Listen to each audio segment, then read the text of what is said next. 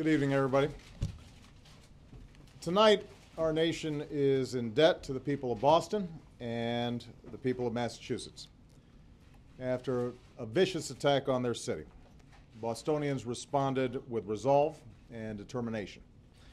They did their part as citizens and partners in this investigation. Boston police and state police and local police across the Commonwealth of Massachusetts responded with professionalism and bravery over 5 long days.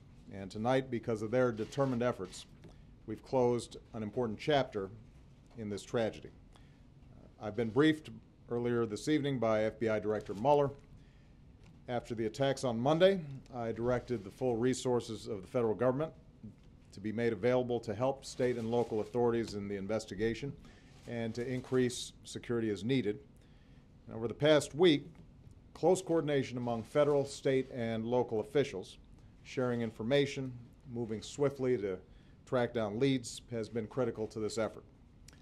They all worked as they should, as a team, and we are extremely grateful for that. We owe a tremendous debt of gratitude to all our outstanding law enforcement professionals.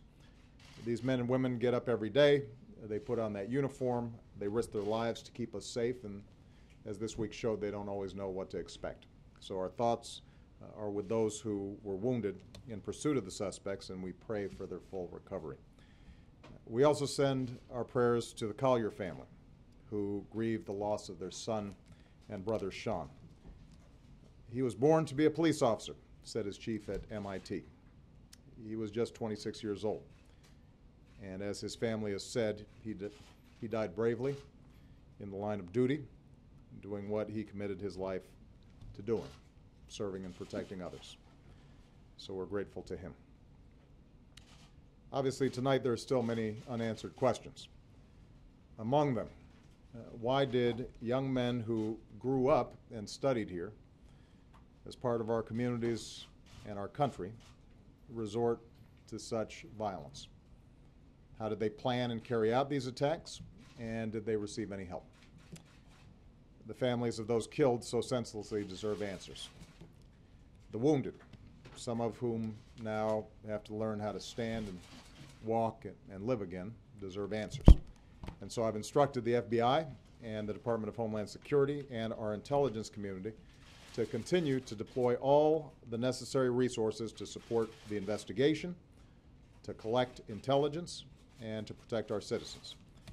We will determine what happened. We will investigate any associations that these terrorists may have had, and we'll continue to do whatever we have to do to keep our people safe. One thing we do know is that whatever hateful agenda drove these men to such heinous acts cannot prevail. Whatever they thought they could ultimately achieve, they've already failed. They failed because the people of Boston refused to be intimidated. They failed because, as Americans, we refuse to be terrorized. They failed because we will not waver from the character and the compassion and the values that define us as a country, nor will we break the bonds that hold us together as Americans. That American spirit includes staying true to the unity and diversity that makes us strong, like no other nation in the world. In this age of instant reporting, tweets, and blogs, there's a temptation to latch onto any bit of information, sometimes to jump to conclusions. But when a tragedy like this happens, with public safety at risk and the stakes so high, it's important that we do this right. That's why we have investigations. That's why we relentlessly gather the facts. That's why we have courts. And that's why we take care not to rush to judgment, not about the motivations of these individuals, certainly not about entire groups of people. After all, one of the things that makes America the greatest nation on earth, but also one of the things that makes Boston such a great city, is that we welcome people from all around the world, people of every faith, every ethnicity, from every corner of the globe.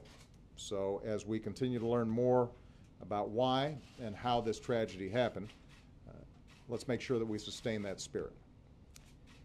Tonight we think of all the wounded still struggling to recover. Certainly we think of Crystal Campbell. We think of Ling Su Lu. We think of little Martin Richard. Their lives reflected all the diversity and beauty of our country, and they were sharing a great American experience together. Finally, let me say that even as so much attention has been focused on the tragic events in Boston, understandably, we've also seen a tight-knit community in Texas devastated by a terrible explosion. And I want them to know that they are not forgotten. Our thoughts, our prayers are with the people of West Texas, where so many good people lost their lives. Some lost their homes. Many are injured. Many are still missing. I've talked to Governor Perry and Mayor Muska, and I've pledged that the people of West will have the resources that they need to recover and rebuild. And I want everybody in Texas to know that we will follow through with those commitments. All in all, this has been a tough week, but we've seen the character of our country once more. And as president, I'm confident that we have the courage and the resilience and the spirit to overcome these challenges and to go forward as one nation under God, indivisible, with liberty and justice for all. Thank you very much, everybody.